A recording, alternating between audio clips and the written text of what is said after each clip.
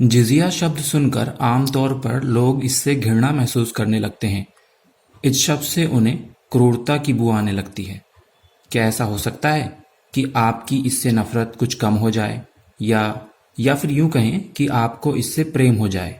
चलिए देखते हैं। जिजिया वह कर है जो इस्लामी शासक और मुसलमान शासक अपनी गैर मुस्लिम प्रजा पर लगाते थे और उसके बदले उनकी जान और माल की रक्षा का भार अपने ऊपर लेते और उन्हें सेना में भर्ती होने के कर्तव्य से मुक्त कर देते थे।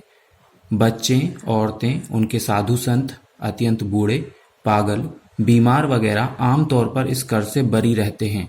जिजिया के बारे में इतनी उदार बातें सुनी हैं क्या आपने? चलिए आगे बढ़ते हैं। इस्लामी शासन जहां लागू होता है वहां जिजिया लागू होकर रहता है, ऐसा भी दुष्प्रचार किया गया है। लेकिन आपको बता दें कि यह निर्णय शासक के ऊपर निर्भर है कि वो जिजिया लागू करे अथवा नहीं। जैसा कि हजरत उमर रजी अल्लाह ताला अन्हु ने शहरयार के लोगों पर जिजिया नहीं लगाया था। जिजिया एक कर है तो इसकी दर क्या होती होगी, ये सवाल बहुत उत्सुकता से पूछा जाना चाहिए, क्योंकि तभी तो असल सत्य सामने आएगा। क्योंकि शासन की ओर से अल्पसंख्यकों या शासित लोगों पर सदैव भारी भरकम कर ही लगाया जाता है, ऐसा आम चलन है। चलिए बताते हैं कि इस्लामी शासन में मुसलमानों की अपेक्षा दूसरे नागरिकों पर कितने गुना ज्यादा कर लगाकर उनका तथाकथित शोषण किया जाता है। एक मुसलमान को जितना अनिवार्य कर ज़कात के रूप में वार्षिक देना होता है, उसकी दर है 100 में 2.5%।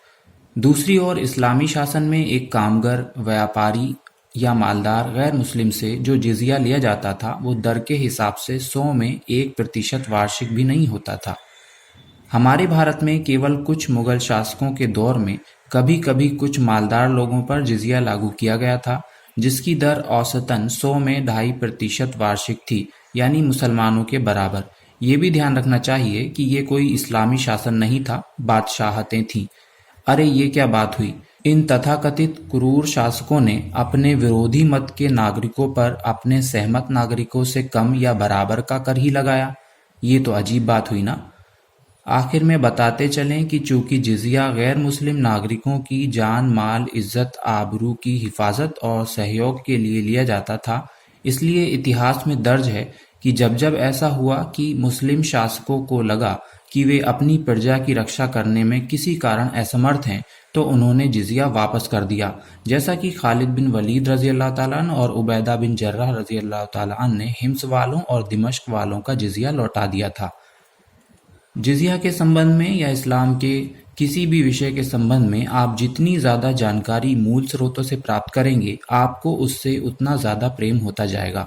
इस्लाम के संबंध में भ्रांतियां इसीलिए तो फैलाई जाती हैं कि आप उससे दूर ही रहें, क्योंकि डर है कि आप सही बात जान गए तो कहीं इससे प्रेम ना करने लगें, जैसा कि आए दिन खबरें आती रहती हैं। तो ये थी जिजिया के संबंध में कुछ सामान्य जानकारियां। जल्द मिलते हैं इस्लाम से संबंधित कुछ और जानकारियों के साथ। धन्यवाद।